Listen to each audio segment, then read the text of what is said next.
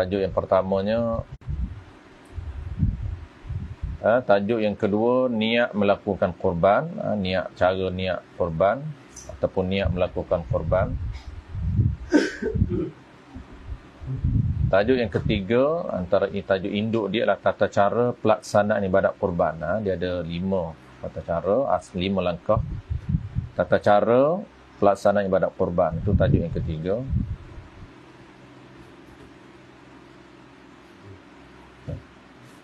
Tajuk yang keempat, tempat niat korban. Tempat niat korban, dia ada tempat dia. Kita dah tahu cara niat, tapi tempat niat kena tahu. Tempat niat korban.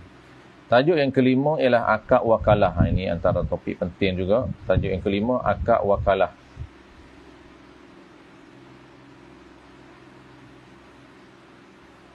Dia ada 5 kita akan cerita. Akad wakalah ni terbahagi pada 5.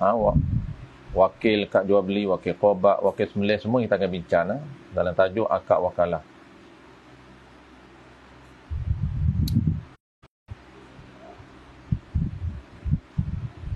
Yang ke berapa? Ke-6. Tajuk yang seterusnya? 6. Okey, tajuk yang seterusnya yang ke-6, cara penagihan daging korban. Tajuk seterusnya, cara penagihan daging korban. Tajuk yang kita baca tajuk dulu. Tajuk 7 Okey, tajuk yang terakhir, yang ke-7, tajuk terakhir. Isu berkaitan dengan korban. Ini yang ke-7. Isu banyak, kita akan bincang, tapi bukan malam ni lah. Okey, tajuk yang ke-7, isu berkaitan dengan korban. Kita senarai dalam modul kita ni, ataupun di salah korban ini, lebih kurang ada 13. Sekejap saya cek bukan 13, ada 18 isu semasa. Kita ambil isu-isu yang praktikal isu yang melibatkan perlu kita tahu bagaimana untuk nak selesaikan masalah. Okey, baik, kita mula dulu malam ni 7 subtopik penting dalam ibadat korban. Kita mulakan tajuk yang pertama, qala al-musannif rahimahullahu taala. Tajuk yang pertama, hukum korban. Baik, sebelum tu sebagai pendahuluan kita nak kena tahu dulu ibadat korban ini termasuk dalam kategori ibadat maliyah mahdhah. Maliyah mahdhah. Maliyah mahdhah. Ini bahasa Arab. Dik main apa ni? Maliyah mahdhah. Mahdhah. Maliyatun mahdhatun. Okey, ini kategori dia, kategori ibadat. Ibadat korban termasuk dalam kategori ibadat maliyah ataupun maliyah mahdhah. Apa maksud dia? Ibadat yang menggunakan harta benda semata-mata. Mahdhah ni semata-mata harta benda untuk melaksanakannya, tanpa kombinasi dengan tubuh badan. Itu dipanggil mahdhah. Sebab ada kategori yang pertama, ibadat yang pertama dipanggil ibadat badani. Ibadat yang kita guna, ibadat yang kita buat menggunakan anggota badan. Ini ibadat badani ni perlu kepada jaga kesihatan. Kalau sakit memang tak boleh buat. Sakit gout semai duduk. Itu dipanggil ibadat badani. Perlu kepada kesihatan untuk melaksanakan. Tak perlu kepada harta benda. Jadi orang miskin pun boleh buat ibadat badani. Ibadat badani ni sembahyang dan puasa. Sembahyang dan puasa, 2. Yang kedua, ibadat maliyah mahdhah. Dalam setengah kitab dia tak ada mahdhah, dia ada maliyah je. Maksudnya ibadat yang menggunakan harta benda. Kalau tak ada harta tak boleh buat ibadat. Ini banyak ni, ibadat maliyah ni banyak. Lepas tu kena ada harta untuk melakukan ibadat maliyah. Mahdhah di belakang ni ibadat menggunakan harta benda semata-mata, tanpa menggunakan badan. Badan sakit pun dia boleh buat ibadat ni. Duk terlantar atas katil sakit tunggu nak mati. Dia boleh buat ibadat ni. Wakil pada orang. Wakil dia. Contoh dia, badan maliyah mahdhah ni, contohnya zakat. Yang keduanya korban. Zakat, korban. Okey, banyak lagi. Yang lain. Infak, itu termasuk ibadat maliyah. Kita infak. Sama ada nama infak itu hadiah, nama infak itu sedekah, nama infak itu hebah. Memerlukan kepada harta baru kita boleh infak. Jadi infak tu tak perlu kepada badan. Badan sakit pun boleh infak. Boleh kita sedekah, boleh kita hadiah, boleh kita hebah, boleh kita keluarkan zakat. Zakat. Zakat itu ibadat maliyah. Dan boleh juga kita buat korban walaupun badan kita sakit. Dan ada satu lagi kategori yang ketiga, nama dia apa? Sebab tu mahdah di belakang ni, iaitu ibadat maliyah wa badaniyah. Maliyah dan badaniyah, ataupun tak payah liyah di belakang, mali wa badani. Kita tak ada tuan marbutah. Mali wa badani, iaitu ibadat yang menggunakan kombinasi ataupun gabungan tubuh badan dan juga harta. Dia kalau tubuh badan tak sihat, tak boleh buat dia. Kalau harta saja ada. Kalau harta ada, badan sihat, baru lengkap. Apa contoh ibadat badani wa mali? Iaitu contoh dia haji dan umrah.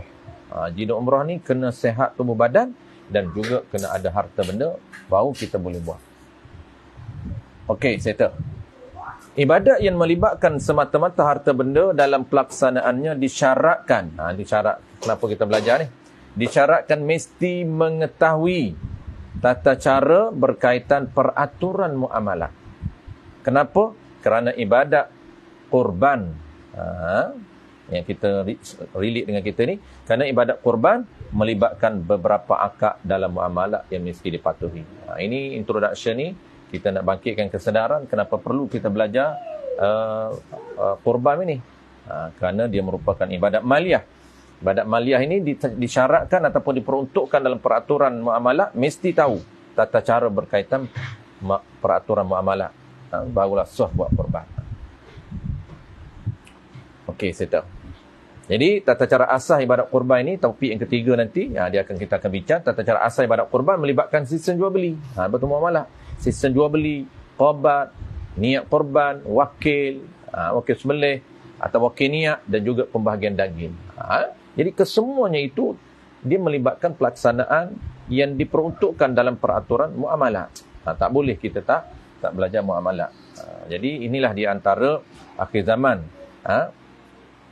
Allah Ta'ala tarik ataupun Allah angkat ilmu muamalah sehingga mana sesuatu syariat itu tinggal nama sahaja, maka pelaksanaannya kosong. Maka pelaksanaan tidak lagi mematuhi sistem muamalah. Okey, tajuk yang pertama kita. Qala al-musannif rahimahullahu ta'ala hukum korban. Kita skip sebab kita dah belajar tajuk ni kan.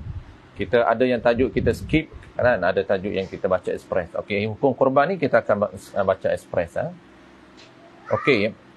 Hukum korban dalam mazhab al-Imam Syafi'i rahimahullahu ta'ala sunat muakkad. Beza dengan mazhab lain wajib. Okey, mazhab kita sunat muakkad. Jadi kalau orang tanya, kenapa bersungguh sangat nampak Abang Zaki nak buat korban ni? Tak boleh tak ada korban, rasa sunyi tak buat korban. Rasa macam tak berseri hari raya haji tanpa korban. Itu jawapan budaya, jawapan adat. Itulah dia cara Islam, sistem Islam itu beransur-ansur hilang. Maka yang kekal itu apa? Masih kekal lagi perbuatan, tetapi dia bertukar menjadi budaya. Bagaimana cara sistem Islam punya sistem, dia bertukar menjadi budaya. Itulah cara dia. Apabila kita tak perkasa, tak perkemah, tak membesarkan ibadat itu, menyebabkan ibadat itu akan bertukar menjadi adat. Jadi jawapan dia, kenapa kita nak bersungguh sangat nak buat korban? Kerana hukum melakukan korban itu sunat muakkad ke atas kita. Sunat yang sangat dituntut. Apa maksud sunat muakkad? Sunat yang sangat dituntut oleh syarak sehingga meninggalkannya dengan sengaja hukumnya adalah makruh. Sebab itu bagi sesiapa yang melakukan sunat muakkad ini, ingat cara dia untuk mendapat 2 pahala. Cara dia pertama, niat. Aku melakukan sunat korban ini, aku melakukan korban ini kerana sunat muakkad. Yang kedua, cara dia, Dalam masa sama niat, sambung lagi niat tu, dan bagi dedam, dan untuk mengelakkan makruh. Maknanya kita buat dua benda. Tuntutan sunat kita buat, dan yang kedua kita tinggalkan larangan makruh. Sebab tu kita buat. Ini orang panggil apa ni?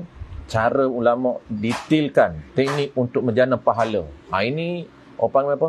Cara para ulama kita dulu-dulu je. Dia sangat fokus, sangat detail untuk dia jaga setiap perbuatan dia itu supaya menghasilkan pahala dua.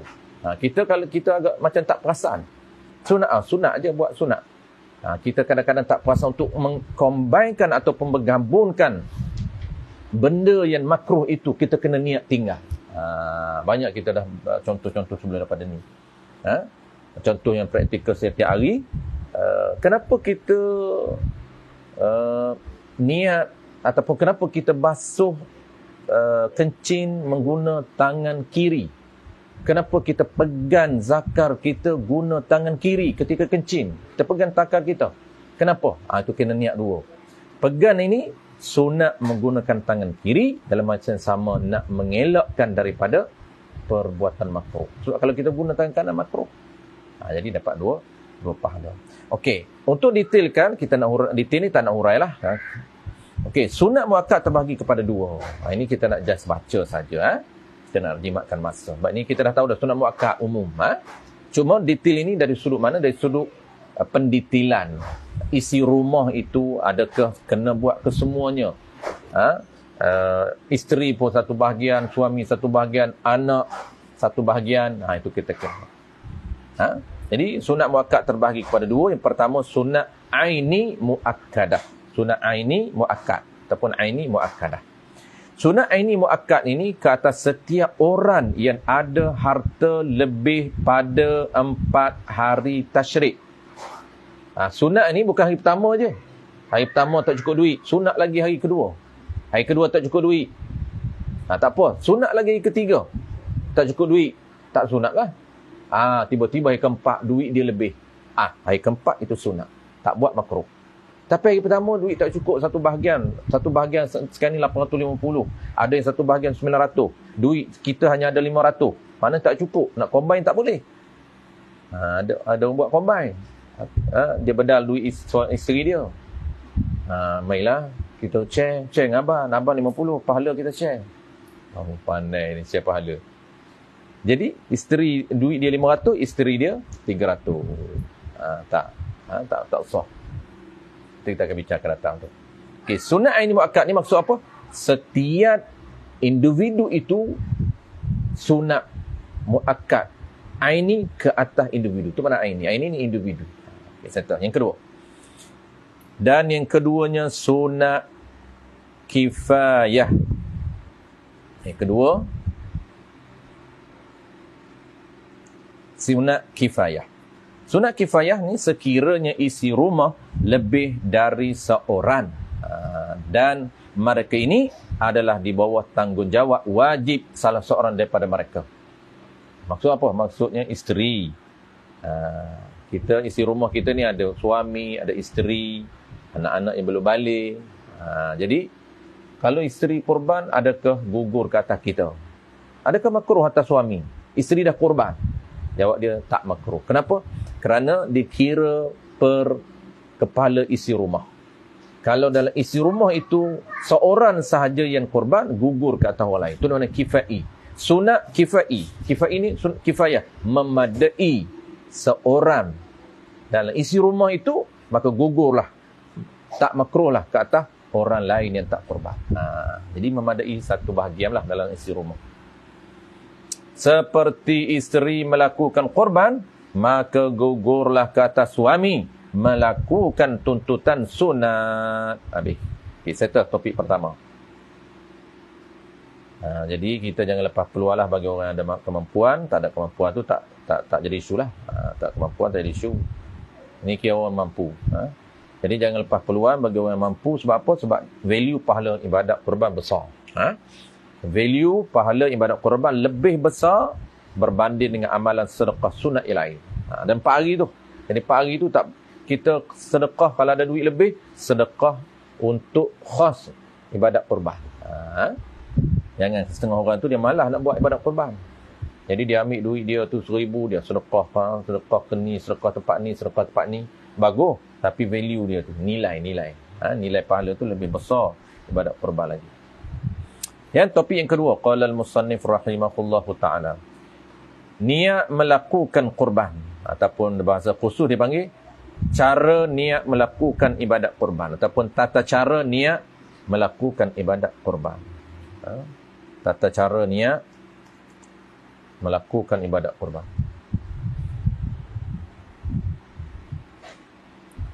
Okey, yang pertama kita ringkaskan tu apa. Nanti dalam buku ni nanti dia ada introduction lah. Dalam buku ni ada intro. Kita nak ringkas malam ni, kita ambil topik tajuk je. Okey, cara niat kurban sunat. Tata cara niat melakukan kurban ada dua. Kurban wajib, kurban sunat. Okay, kita tengok kurban sunat. Sebab memang popular ataupun majoriti kita ni memang kita fokus kurban sunat. Jarang orang buat kurban nazar ni. Okey, cara niat kurban sunat mudah. Kita orang panggil apa? Sebut peruntukan yang wajib saja. Iaitu pertama, mesti takyinkan sunat. Itu je wajib. Mesti takyinkan lafaz sunat di dalam niat. Mesti takyinkan lafaz sunat di dalam niat. Mana contoh seperti lafaz niat korban sunat? Mana? Contoh dia, inilah satu bahagian dari 7 bahagian korban sunat bagi diriku. Itu contoh. Jadi contoh yang kita nak mentionnya, takyin lafaz sunat. Yang lain, item lain tu kita dah tak sebutlah, tak detailkan. Item lain tu, inilah satu bahagian, kena sebutlah, dari 7 bahagian korban sunat. Item yang keduanya, korban sunat. Item yang ketiganya, bagi diriku. Itu 3 item tu kena sebutlah. Cuma yang kita nak sebut, fokusnya lafaz takyin sunat itu. Aku terlupa. Yang lain kita tak sebut. Macam yang lain apa dia? Inilah satu bahagian dari 7 bahagian. Satu bahagian kena sebut sebab kita milik kita satu bahagian aja. Jangan tak sebut satu bahagian. Ada setengah orang, inilah korban sunat bagi diriku. Itu seko boleh lah. Ini milik dia satu bahagian, kena niat satu bahagian. Sebab 6 bahagian lagi milik orang lain. Tak boleh dia niat umum satu lembu. Tak boleh. Dia kata tak apa, tak, memang saya punya dalam satu lembu tu satu bahagian. Memang kena sebutlah milik kita. Satu bahagian milik. Tu item. Inilah satu bahagian dari 7 bahagian korban sunat bagi diriku. Okey, itu satu. Cara niat korban sunat. Jadi hukum makan daging korban sunat adalah harus, bahkan sunat dan afdal makan sedikit daging korban dan selebihnya sedekah kepada fakir miskin. Ini ada dalam buku, jangan bimbang. Ada dalam chat buku. Sekiranya tidak ditakyinkan sunat, ini implikasi. Dipanggil kesan hukum sekiranya tak sempurna niat. Itu penting. Tata cara niat korban sunat. Sekiranya tidak ditakyinkan lafaz sunat dalam niat, menyebabkan akan bertukar status menjadi wajib, menjadi korban wajib. Kenapa? Kerana termasuk dalam niat korban wajib. Niat korban wajib dia simple je. Tak perlu takyin wajib. Dia perlu takyin korban je. Dia inilah satu bahagian daripada korban, inilah satu bahagian korban tu. Dah jadi wajib. Wajib tak wajib sebut lafaz wajib. Hanya sunat sebut lafaz wajib. Okay, tengok yang kedua. Korban wajib. Korban ada 2. Pertama sunat, yang kedua wajib. Okey, ada 2 cara korban boleh bertukar menjadi wajib. Okey, kita korban wajib ni kita bukan nak belajar tata cara niat korban wajib. Dia simple.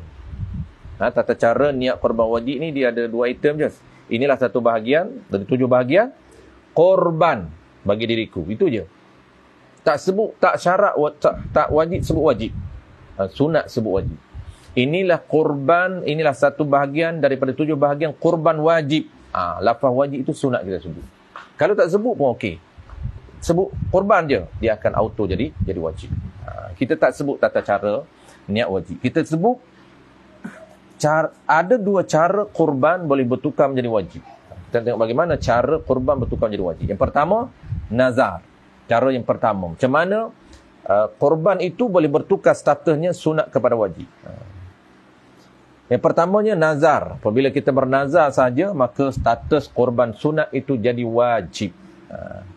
Seseorang yang bernazar dengan menggunakan lafaz nazar, dalam risalah kita ni kita tekankan tempat-tempat yang dah jadi budaya Melayu tu, kita cuba tekankan supaya dia kembali balik kepada sistem Islam balik. Jadi nazar yang Islam, bukan nazar orang Melayu. Nazar orang Melayu dia tidak ada lafaz nazar. Kalau meniak, orang Melayu tu dia ada meniak. Saya meniak kalau dapat anak lelaki, anak puasa sunat. Saya meniak kalau dapat menantu ni nak sembelih kambing. Dia meniak. Nazar ni nazar. Jadi seseorang yang bernazar dengan menggunakan lafaz nazar. Mana lafaz nazar? Dalam ni tak sebut. Lafaz nazar ni lillahi alayya. Itu lafaz nazar. Tapi dalam bahasa Melayu dia kata, aku mewajibkan ke atas aku. Tu lillahi alayya. Aku mewajibkan kata aku. Kenapa lafaz kena ada aku mewajibkan? Kerana rukun nazar ataupun syarat sah nazar mesti benda tabarruk. Maksud benda yang disunatkan. Sebab itu kalau benda itu haram, haram nazar. Benda makruh, makruh nazar. Benda haruh tak sah nazar. Benda sunat saja yang sah nazar. Itu dipanggil syarat sah nazar, mesti benda itu tabarruk. Di sini dia tak sebut. Dia sebut tekan satu je. Seseorang yang bernazar dengan menggunakan lafaz nazar, lillahi alayya, dan mematuhi segala rukun dan syarat sah nazar yang lain. Apa syarat sah nazar yang lain? Iaitu mesti benda itu sunat. Maka digabungkan dua tu. Ketika kita berlafaz nazar, gabungkan. Gabung apa? Pertama lafaz nazar. Apa dia? Lillahi alayya. Yang kedua apa dia? Yang kedua benda yang kita nak nazar itu. Benda sunat yang kita nak wajibkan. Nak wajibkan. Sebab itu jadilah lafaz dia. Lillahi alayya, aku wajibkan. Sekiranya dapat anak lelaki, aku akan puasa sunat 2 hari. Maka puasa sunat itu jadi wajib. Sebab itu lillahi alayya, aku wajibkan kataku puasa sunat 2 hari sekiranya dapat anak lelaki. Tu. Maka itulah cukup rukun nazar dan syarat sah. Maka jadi apa? Di sini ni macam mana contoh relate dengan kita ni? Aku lillahi alayya, aku wajibkan atasku korban sunat sekiranya dapat jadi korban sunat itu bertukar serta jadi wajib. Ya? Mudah nak tahu. Jadi nazar ke tak jadi nazar? Botak kepala itu ada ke sunat? Tak, harum. Nak botak pun tak, nak cukur pun tak apa, tak cukur pun tak apa. Maka hukum cukur kepala itu adalah harus, bukan sunat. Maka tak sah nazar. Jadi kalau orang kata, boleh tak saya nak nazar cukur kepala? Jawab dia, tak sah nazar cukur kepala. Macam-macam lagi nazar. Cukur kepala. Apa lagi nazar popular? Banyak nazar. Kat kampung saya lagi teruk. Nazar telak kain. Nazar telanjang. Nazar telak kain. Telanjang. Dia sanggup nazar telanjang. Mana boleh, haram dia buat tu. Dia kata apa? Ni saya pernah dengar dulu. Rahsia lah. Tak boleh sebut kampung saya. Rahsia di mana? Tempat rahsia. Dia kata kalaulah apa nama ni dalam parti tu kan. Betapa hebatnya perjuangan. Kalaulah dia kata menang parti ni, aku akan telanjang keliling kampung. Confidentnya dia tak akan menang parti ni. Dia punya apa panggil apa? Punya confident, yakin kok mana parti aku akan menang, dia kata. Ada satu lagi, ringan sikit. Tadi telanjang. Ringan sikit, dia kata aku nak selak kain. Selak je kain. Aku nak tayang punggung aku ni. Kat penyokong. Semua tu jahiliah. Bukan parti Islam ni, kita parti lain lah. Parti Islam dia tahulah, tak buat benda-benda macam ni. Ni parti lain lah. Habis, ni kita dulu tu apa, masa jahiliah dulu. Dulu saya kuat dulu, pemuda. Habis zaman pemuda naik petua. Kat petua ni tak erti lah, dah petua.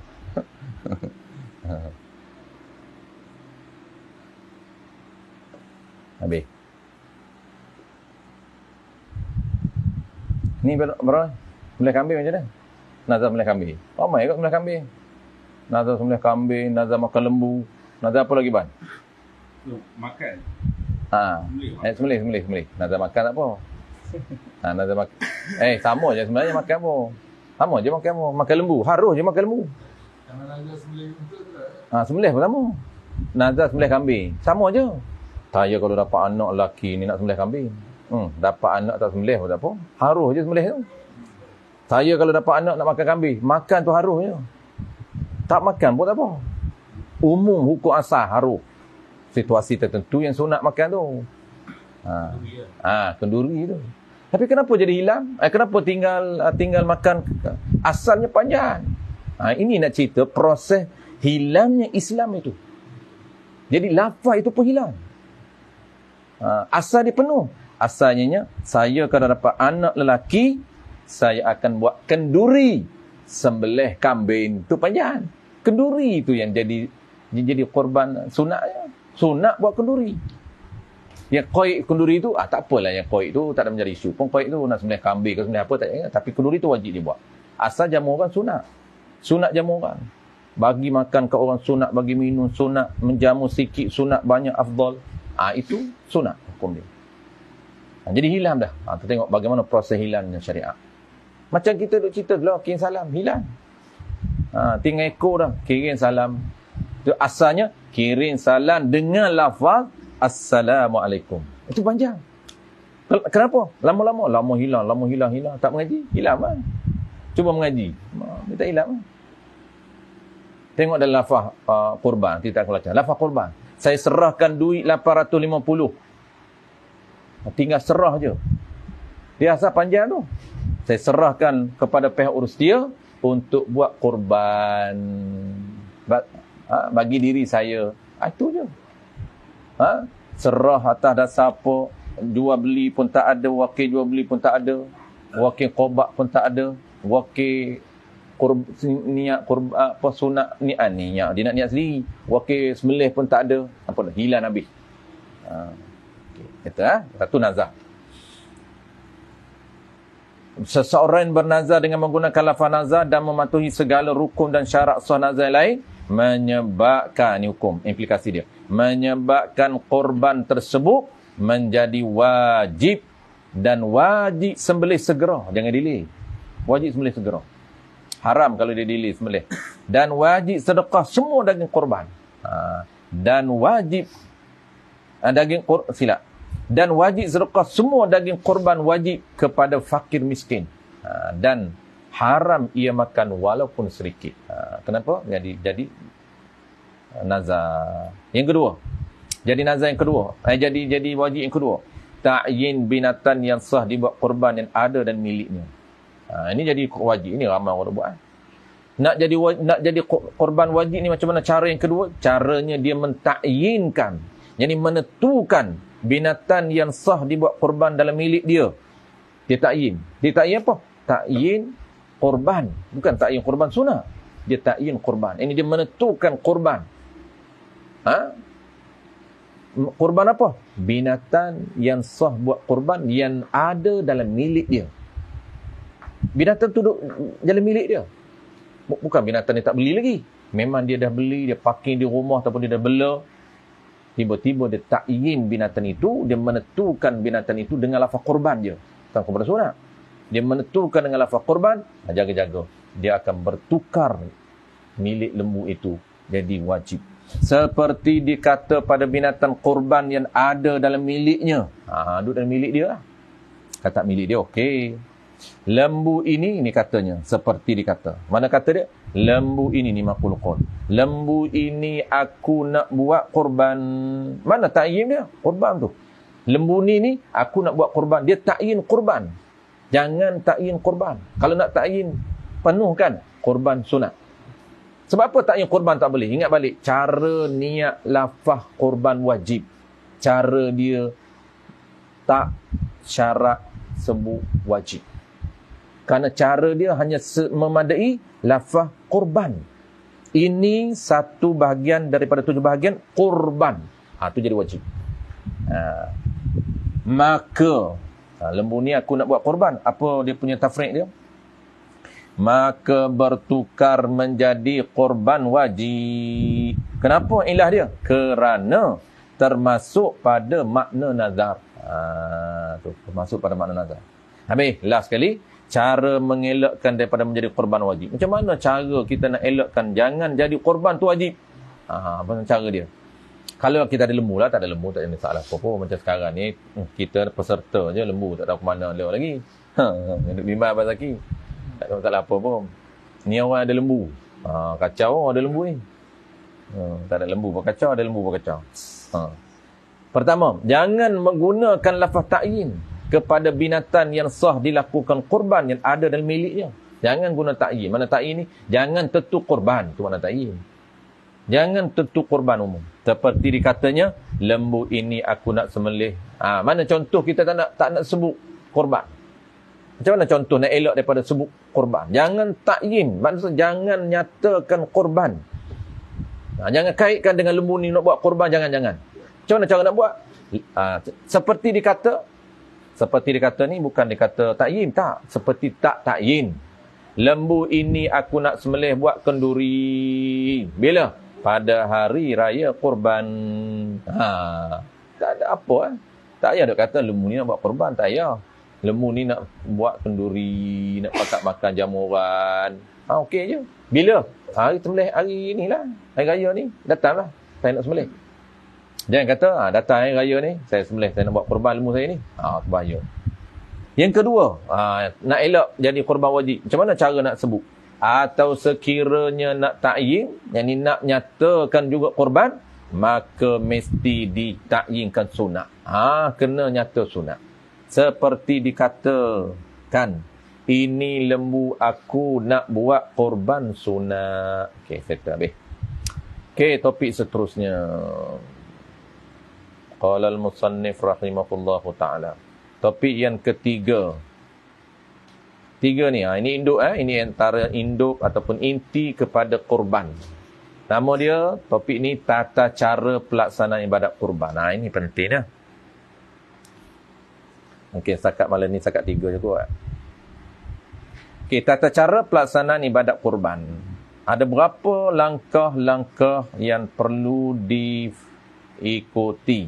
Ni kalau skip langkah ni, memang fail lah kurban kita. Okey. Tata cara pelaksanaan ibadat kurban. Akad muamalat dalam ibadat kurban. Ibadat kurban termasuk ibadat maliyah, ibadat harta benda, maka terdapat syarat-syarat yang diperuntukkan dalam sistem muamalat yang mesti dipatuhi. Okey, yang pertama apa dia? Langkah pertama, akad jual beli. Dia ada 5 semua kan? 5 langkah semua. Akad jual beli yang pertama. Okey, yang pertama, pastikan berlakunya transaksi jual beli antara peserta dengan owner ataupun pemilik lembu. Berdasarkan peraturan lengkap segala rukun dan syarat-syarat setiap rukun dalam jual beli. Ini kena jagalah. Kita tak detail lah. Kena jaga. Mesti transaksi kita di antara penjual peserta dengan urus dia ini, mesti kita kena akad jual beli yang sempurna. Kalau selek di sini, maka selek lah. Kenapa kita langkah pertama ni sangat penting? Kalau fail pertama, maka fail lah segala-galanya. Kerana syarat sah ibadat kurban, mesti kita milik ataupun mesti kita buat harta yang menjadi milik kita. Dia tidak sah sekiranya kita niat kurban, harta itu milik orang, tak sah. Lepas tu nanti kita bincang isu, tak sah buat kurban harta bukan individu, harta organisasi, harta lembu itu milik syarikat, lembu itu milik masjid, lembu itu milik surau. Lembu itu milik koperasi. Koperasi nak buat korban. Macam-macam hari ni ada. Masjid nak buat korban. Masjid saya buat 10 korban. 10 ekor korban. 8-nya yang peserta, 2-nya yang masjid. Oh, masjid pun ada juga. Macam-macam variasi dalam ilmu syarak. Orang panggil diperjahanamkan ilmu syarak. Kalau nak kata dirogo teruk sangat. Kalau zaman saya mengaji dulu, dia kata diperkosakan ilmu syarak. Tu boleh lawan mazhab tu. Boleh lawan Dr. Asri tu. Dr. Asri pun sedap ayat dia. Jenayah akademik dia kata. Jenayah. Geng-geng ahli sunnah ni, geng-geng mazhab Syafi'i ni, dia kata melakukan jenayah dalam akademik. Geng-geng kubur. Jarang kuburun. Kuburin. Geng kubur. Jenayah akademik dia ada.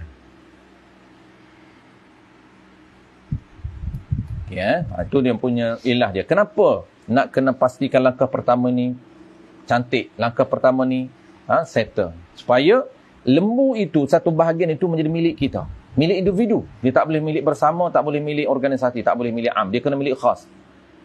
Maka proses untuk menjadikan milik kita mesti melalui cara yang diperuntukkan dalam jual beli, dalam muamalah. Salah satu cara yang kita nak belajar, heboh apa tu, biar kita nak jual beli. Jadi cara untuk jadi milik kita melalui jual beli.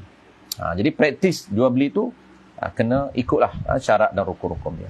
Okay, yang kedua, settle dah jual beli.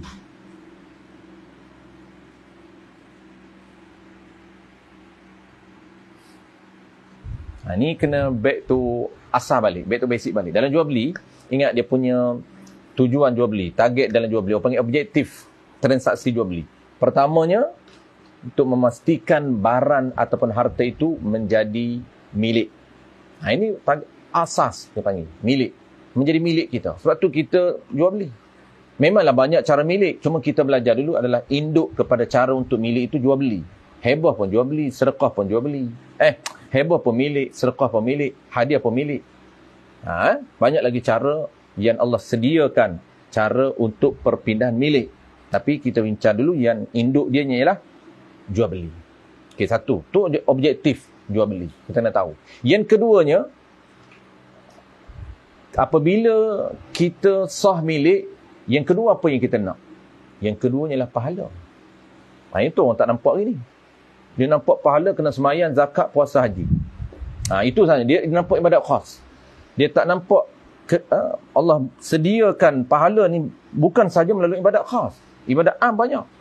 Ibadat am melalui aktiviti jual beli, aktiviti pinjam meminjam, aktiviti hutang.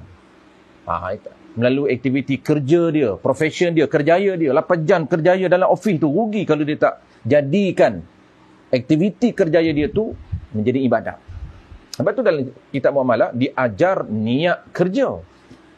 Ajar bagaimana niat kerja kita. Jual beli, macam mana niat dalam jual beli. Kalau kita tak kerja meniaga, okey, ada niat dalam kerja kita. Kalau orang meniaga ke, ada niat dalam niaga dia. Banyak. Sebab apa?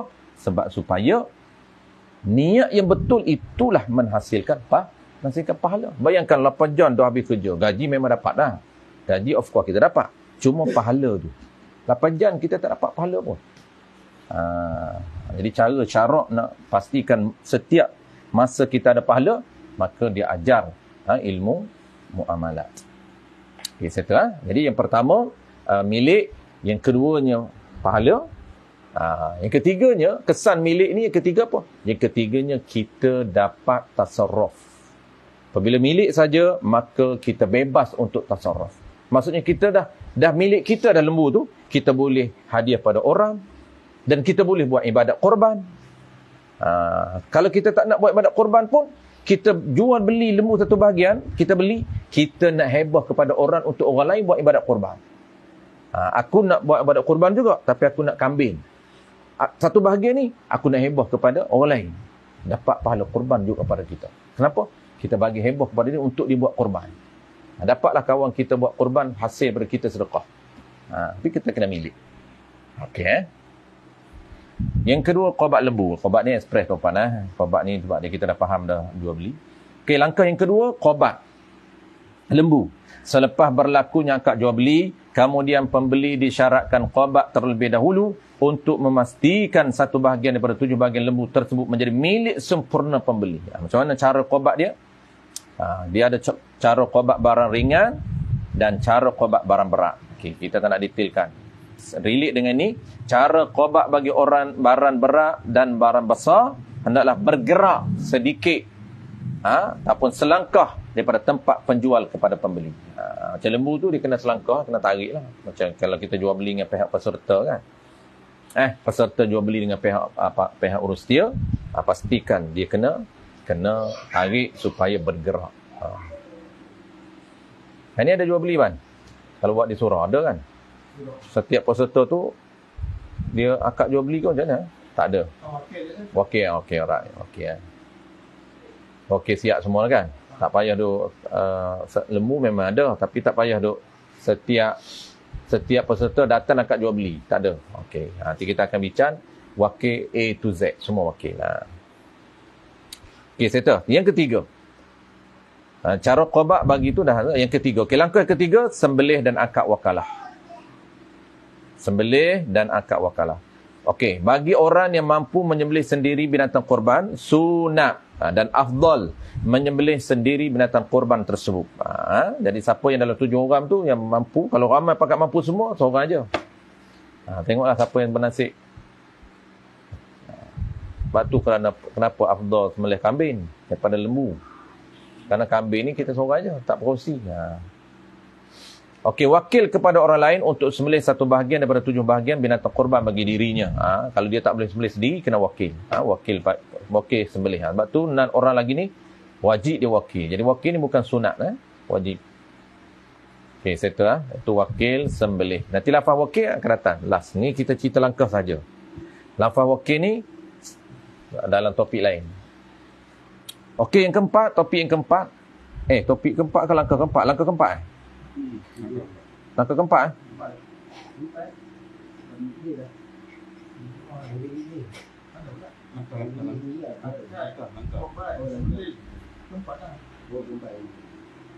sembelih dan akad wakalah langkah ketiga kan?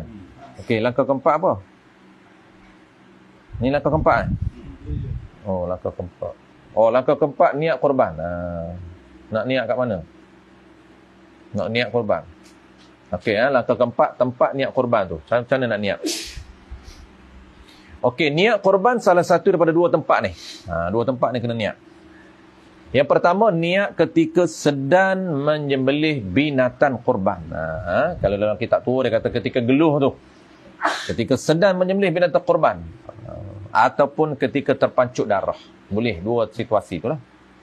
Ketika terpancut darah, ataupun ketika kita sembelih tu. Ketika sedang menyembelih tu.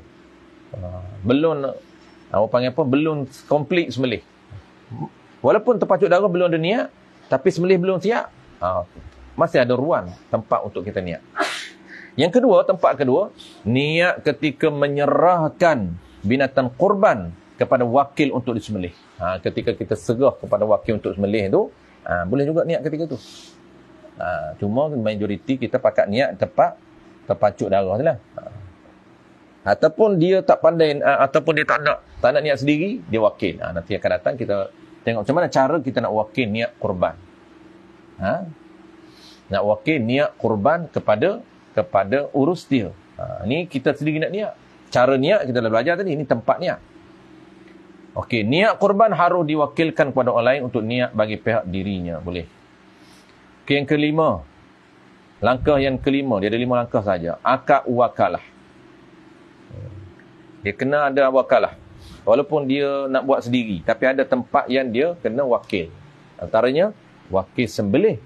Tu tempat. Kalau yang lain semua dia nak buat. Jual beli dia nak buat. Qobat dia nak buat sendiri. Niat dia nak niat sendiri. Sembelih dia tak boleh. Contohnya ramai orang lain pun boleh sembelih. Maka orang lain nak sembelih, maka dia kena wakil sembelih pada orang lain. Niat dia nak buat sendiri boleh. Agihkan dia nak sendiri boleh. Okey. Yang kelima, akad wakalah. Jadi ibadat semata-mata harta benda ni sah diwakilkan kepada orang lain untuk melakukan, sama ada wakilkan kepada seorang yang melakukan dengan lengkap satu ibadat korban atau sah diwakilkan kepada beberapa orang untuk melaksanakan satu ibadat kurban. Kita akan datang kita detail tuan-tuan. Cuma secara umumnya dalam mazhab kita, dia isu kurban, isu wakil ni umum dulu. Detailnya akan datang. Umumnya harus wakilkan kepada orang lain untuk buat. Itu maliyah. Badan ni tak boleh. Ibadat maliyah boleh kita wakil untuk orang lain tolong buat kepada kita. Ibadat mali tak boleh. Puasa tak boleh nak tolong wakil pada orang lain buat. Sembahyang tak boleh nak wakil pada orang lain buat. Tapi kalau ibadat mali boleh. Korban boleh tolong orang lain buat. Zakat boleh wakil pada orang lain buat. Itu umum.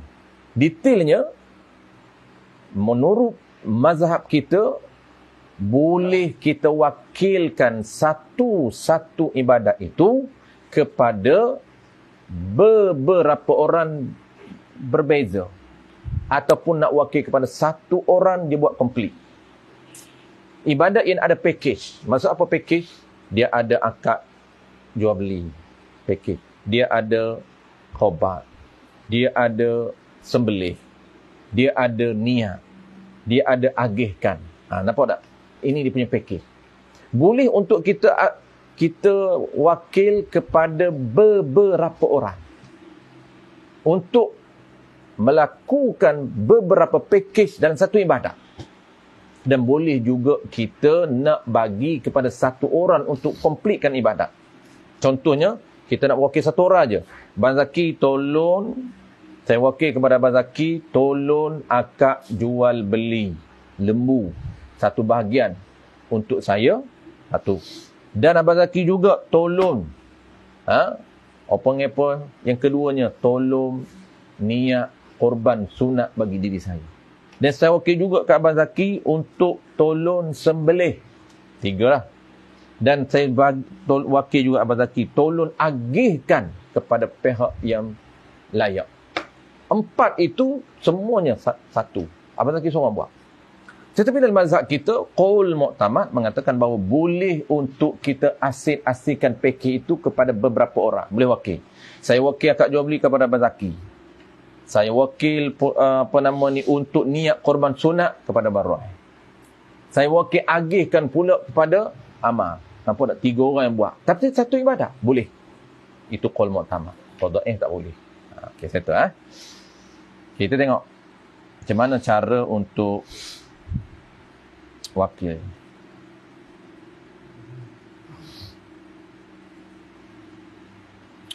Okey, kita tengok wakil A to Z dulu. Kita wakil ke semualah senang. Satu-satu tu kita dah faham kan? Kita wakil A to Z. Okey. Wakil A to Z ni maksud apa? Maksudnya ke lima langkah itu dia wakilkan. Pertama, wakil akad jual beli. Yang kedua, wakil qabat binatang kurban. Ini detail je ni sebenarnya. Jual beli itu berapa punya qabat lah. Kita tak detailkan apa okey. Kita just wakil akad jual beli je. Qabat tak ada. Maksudnya qabat tu masuk dalam jual beli. Kerana dia package 2 sekali tu. Okey, yang ketiga, wakil menyembelih kepada tukang sembelih. Wakil menyembelih binatang tu kepada tukang sembelih. Yang keempat, wakil niat korban sunat. Yang kelima, wakil penagihan daging korban kepada mereka yang layak. 5.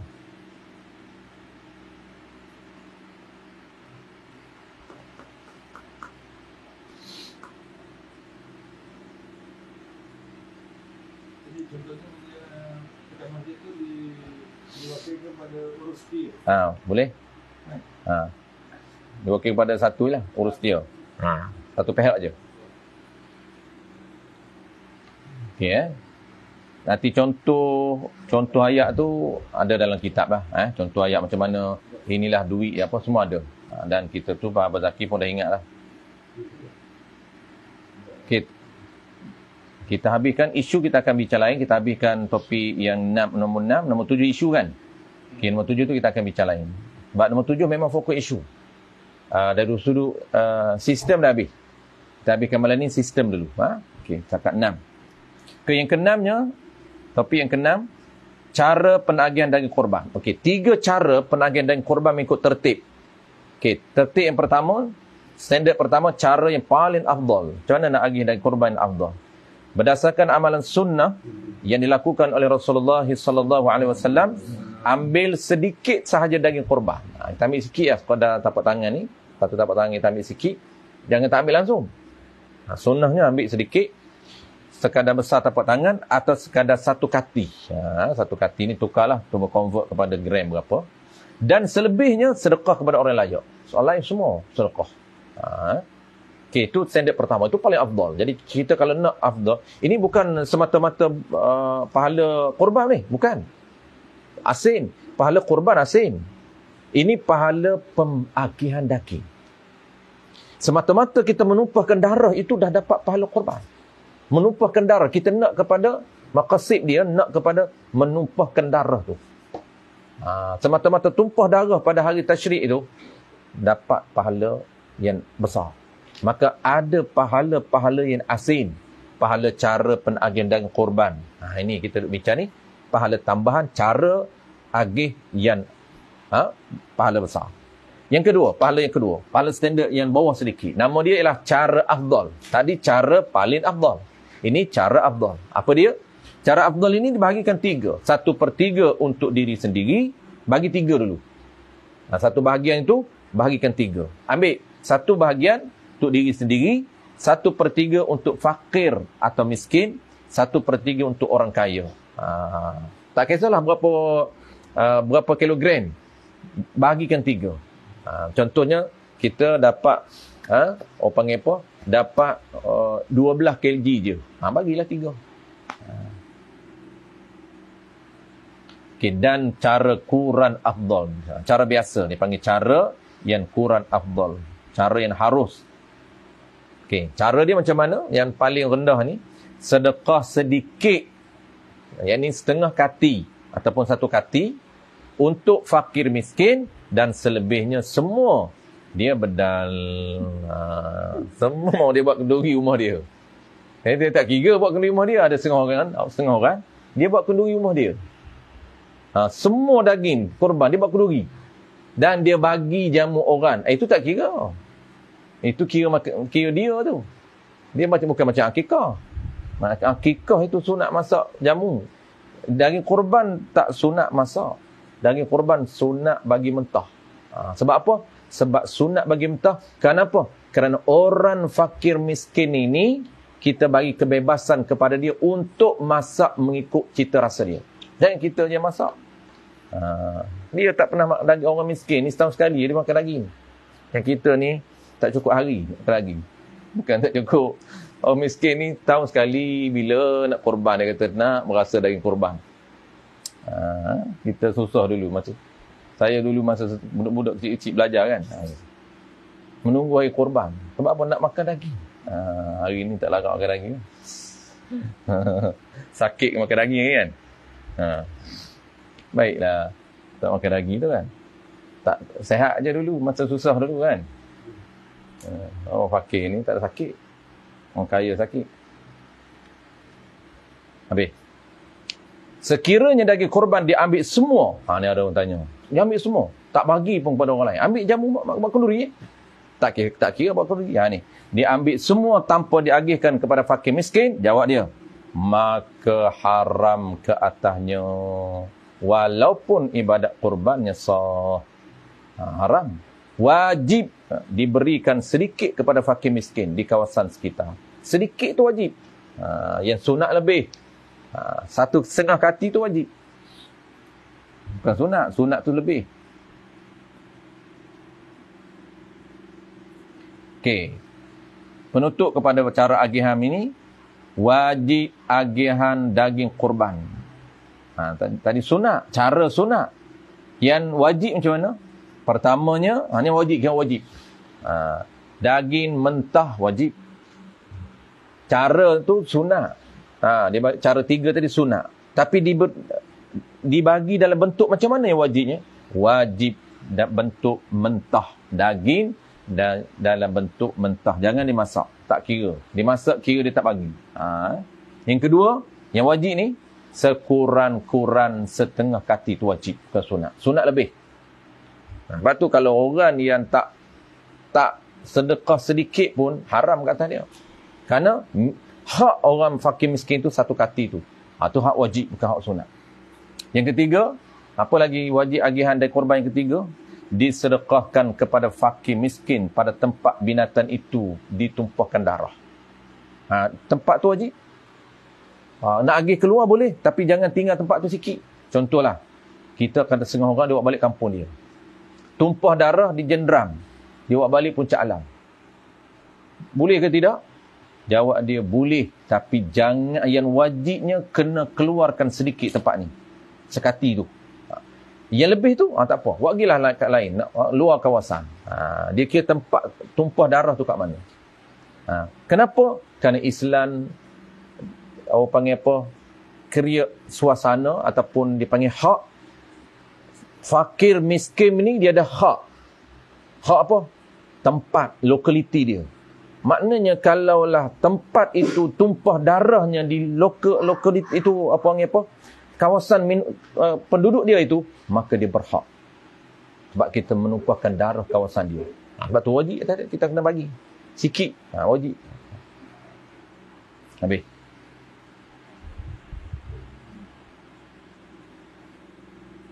Yang ketujuh, wallahu a'lam. InsyaAllah, tajuk yang ketujuh, topik yang ketujuh, isu berkaitan dengan korban. Banyak isu-isu ni nanti akan datang. Ni tajuk terakhir lah. Minggu depan. InsyaAllah semua ada ni.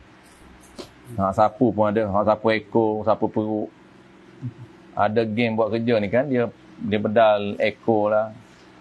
Dia bedal perut lah. Tu haram, semua kerja haram. Makan haram. Dia katakan saya buat kerja. Dia lah buat kerja hak harta orang tu. Dia ambil ekor lah. Hak minat perut ambil perut lah. Hak minat kepala ambil kepala buat pelari. Macam kerja. Tu ibadat ni. Kalau kita nak buat ibadat, tenterannya ialah buat ibadat bersama dengan orang yang tahu. Ibadat kelompok, kalau kelompok tu ada orang jahil, memang jam kita. Orang jahil ni dia berkerah cara dia lah. Yang kita ni nak perbetul cara syarak. Dia pula perbetul mengekalkan cara dia. Tu payah. Jual beli basic je, jual beli. Tak ya. Yang jihad ni. Boleh tak diajikan pada kafir zimmi? Bagi makan kafir zimmi. Ada isu dia. Boleh ada pun tidak. Dia lain dengan nazar lain. Orang panggil apa? Korban. Kerana ibadat, korban itu ibadat. Boleh ataupun tidak, orang kafir makan. Boleh. Dia nazar tak boleh. Akikah tak boleh. Tapi orang panggil apa? Korban boleh. Naik korban tak apa. Ada. Kalau kita tengok isu nombor berapa yang orang kafir tu. Tidak sah anak belum balik. Sah buat korban akikah dalam seekor lembu. Kafir zimmi tak ada saya ni. Semua harbi.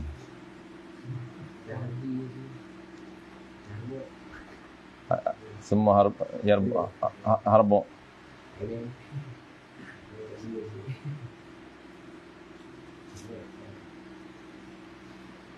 Isu ke berapa tak tengok.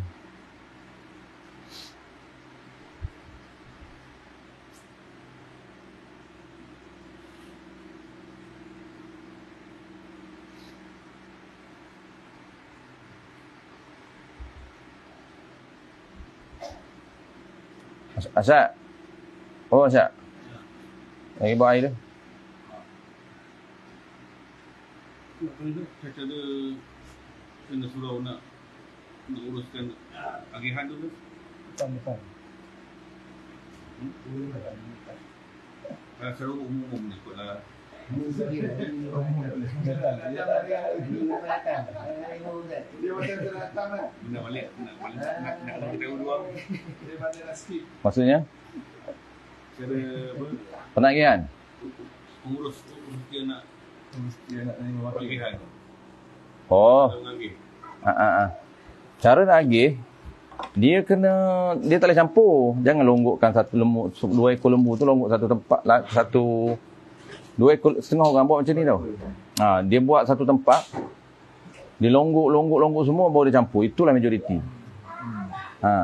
Longgok satu tempat, 2 ekor lembu kan, dia letak satu. Jadi siap je, terus letak. Siap je, mana boleh. Dia kena pastikan jadi milik, dibahagikan 7 dulu. Jangan tak bagi 7. Seekor-seekor lembu jangan campur lagi. Ini tak, lembu pertama dicampur daging lembu pertama. Lembu kedua dicampur satu tempat. Okey, ni daging lembu pertama. Masuk plastik. Suruh kau fakir miskin. Tak boleh. Kita kena pastikan menjadi milik peserta pertama. Berapa kilogram milik peserta pertama. Clearkan dulu milik orang. Satu bahagian tu milik orang. Sebelum dibahagi. Mana milik? Dia kata semua nak bagi. Ya. Semua nak bagi tapi bahagi dulu 7. Ini tak. Hari ni majoriti orang tak bagi 7. Dia katakan kita nak bagi kepada fakir. Memang nak bagi kepada fakir. Tapi mana milik yang nak bagi kepada fakir? Jadi milik kita dulu. Itu penting. Pastikan milik. Jadi milik 7. Barulah kita daripada 7 itu. Okey, ni peserta pertama. Kita nak agihkan kepada fakir miskin. Okey, settle. Sebab dia wakil dah pada pihak kita untuk agihkan. Agihkan. Ya. Ini yang dia punya. Ini yang kita nak agihkan. Tak apa. Letak. Satu tempat. Peserta kedua. Okey. Settle. Kita nak agihkan. Letak satu tempat. Boleh dicampur sekali. Tak apa. Sebab dah asing. Dah tahu milik dah. Ini belum lagi milik. Dah campur sekali. Tak boleh. Itu kerja. Itu semua kerja haram. Nampak aja. Haram. Kena tegah. Baru jadi supervisor. Milik tu tak payah lapar berapa. Tak apa. Cukup. Mana yang angkat ni peserta pertama. Milik dia. Dia kenapa yang dia tak bagi kat dia? Sebab Abang Zaki dah bagi wakil pada kita. Kalau dia tak wakil, tak boleh. Kita letak kat situ lah. Dia lah pandai-pandai dah buat. Tak boleh. Kita, sebab dia tak wakil pada kita agih. Tak boleh ambil. Muamalat. Nampak tak?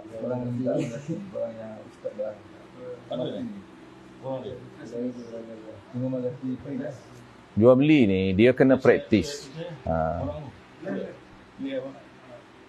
Dia kena praktis. Kalau tak praktis jual beli, tak praktis. Apa pula isu, tak kisahlah jual beli ke muamalat ke apa. Semua tu isu milik tu, semua isu milik jual beli. Dah jual beli dah satu bahagian. Ya, settle. Milik, ya, milik. Tapi kita nak tahu mana benda tu. Yang satu bahagian tu berapa puluh kg kita dapat. Bagi pastikan milik. Apabila milik, ingat kita punya. Sebab tu kita kena ulang balik benda basic ni, objektif tu. Apabila milik kita, ingat tak, kesan milik itu sah, dapat pahala dan tasarruf. Ketiga. 3 kesan milik. Kesan milik dia bagi. Pertama milik, yang kedua sah, yang ketiganya tasarruf. Apabila milik, boleh tasarruf. Tapi ingat, kena milik benda tu dulu. Ni benda pun tak ada. Duk seekor lembu ni, 7. Milik 7. Ya, memanglah milik 7 tu dia miliki orang. Tetapi kena qobak. Maksudnya kena, orang panggil apa? Kena clear takyin dulu. Clearkan mana milik Abang Zaki, mana milik Sapendi, mana milik Baron. 7 orang ni. Milik. 7 kena qobak. 7. Tapi dia dah okey lah kan. Dia dah okey, tak kisah. Daripada awal dia okey, tak kisah. Nak tasarruf tu, nak asing kan. Nak tasarruf milik orang, kena tahu. Ni milik Abang Zaki ni. Saya bertanggungjawab untuk tasarruf. Maksud tasarruf, saya bertanggungjawab untuk handle. Agihkan.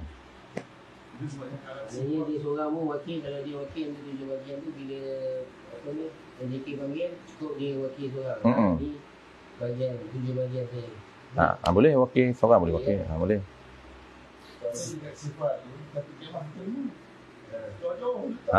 Okey lah. Mencampur. Jadi settle lah.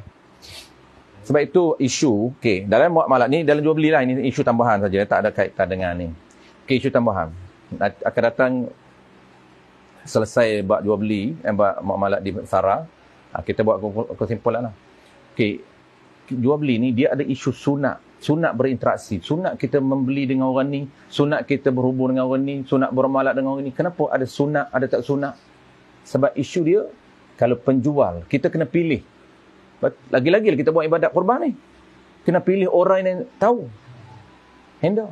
Sebab tu penjual, kita, kalau orang tahu hukum kan, okey, sunat membeli dengan peniaga ni. Sunat membeli dengan peniaga ni. Yang ni haruh je. Peniaga ni boleh, sah jual beli. Contoh, ramai peniaga tepi jalan. Mana sunat, mana haruh. Mana sunat, mana haruh. Hal ni bukan sunat, haram. Hal ni jahil. Oh, contoh. Ini nega tak tahu jual beli. Kita dah cakap jual, beli, dia senyap, tak nak cakap apa. Aku tak beli dah ini. Isu sunat. Sunat orang yang faqih. Yang kedua, sunat afdal orang yang kita kenal. Kenapa sunat orang kita kenal? Sebab untuk orang panggil risiko penipuan tidak ada. Sebab kita kenal dia. Sebab tu sunat kita membeli ni, kalau orang kenal, kita pilih orang kenal. Penjual mana ramai-ramai ni, jual tu channel ni, tu ni. Ini aku lebih kenal lagi. Memang kenal, tapi aku lebih rapat ni. Sunat dengan dia. Sebab tak? Penjual ramai-ramai. Ini dak kita kadang-kadang tak tahu hukum ni. Tak apa lah. Selesa lagi dengan orang tak kenal. Kita. Dah selesa dengan orang tak kenal. Dengan kenal-kenal ni malu-malu Allah. Dia nak diskaun. Elok lah diskaun. Aku malu lah beli dengan dia. Asyik diskaun je. Elok lah tu. Kita minta diskaun. Dia bagi diskaun. Kalau kita minta diskaun ni, dia yang tak nak kita jadi pembeli dia. Haji ni beli dengan orang lain tak apa. Beli dengan aku asyik minta diskaun je. Wallahu a'lam. Tapi kalau kenal tu, kadang-kadang dia mungkin nak request buat dia jual beli. Dia tahu dia awal-awal. Lepas dia akad beli beli, dia dah minta tolong akad untuk jual. Memang tak sebut pula. Orang yang dah kenal kan? Kalau tak kenal ni, saya belajar juga, jadi malu pula jadi segi. Mudah. Wallahu a'lam. Bismillahirrahmanirrahim. Alhamdulillahirabbil alamin wassalatu wassalamu ala asyrafil anbiya'i wal mursalin wa ala alihi wa ashabihi ajma'in. Allahumma faqihna fid din wa 'allimna at-ta'wil wa ja'alna minal ulama'il 'amilin wa ja'alna minal mukhlisin. Wa sallallahu ala sayyidina Muhammad wa ala alihi wa barakatuh. Alhamdulillahirabbil alamin.